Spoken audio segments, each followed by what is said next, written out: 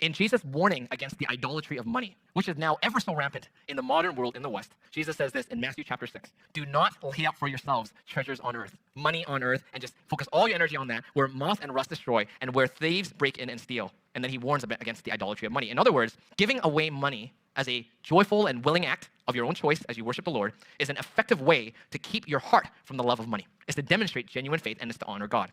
Let me read another passage here. James chapter 5. Come now, you rich, weep and howl for the miseries that are coming upon you. Your riches have rotted, and your garments are moth-eaten. Your gold and silver have corroded, and their corrosion will be evidence against you, and will eat your flesh like fire. You have laid up treasure in the last days. You have lived on the earth in luxury and in self-indulgence. You have fattened your hearts in a day of slaughter. Financial giving is one guard in order to have genuine faith towards God, but the other part is for us as Christians to live simple material life, a simple life.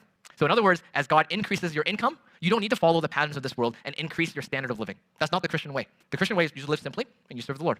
So the warning, of course, is if God has given you wealth, be careful not to let luxury and material indulgence choke your faith. That is not to say you should feel guilty every time you buy one item, but be careful. The warning is be careful.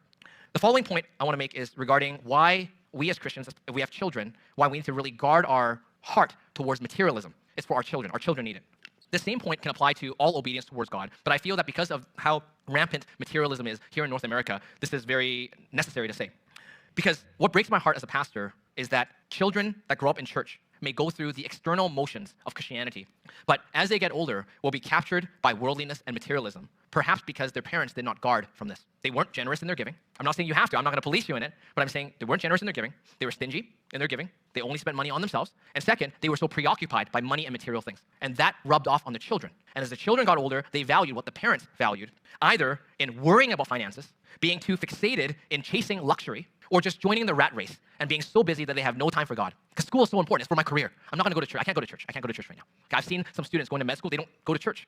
They go to some very high-level engineering program. They stop going to church. They stop going to fellowship. The priorities aren't there. And I'm not going to rebuke them sharply. I encourage these younger people. Come to church. Come to church. You'll need it. You need to draw near to the Lord. But in the end, they still choose to prioritize the world and worldly things. Okay? So our children need us to demonstrate and practically show them that money is not our God in our life. And that's why the invitation in the Bible is financial giving and living simply, so that we don't convey that the things that are most important to us are material things.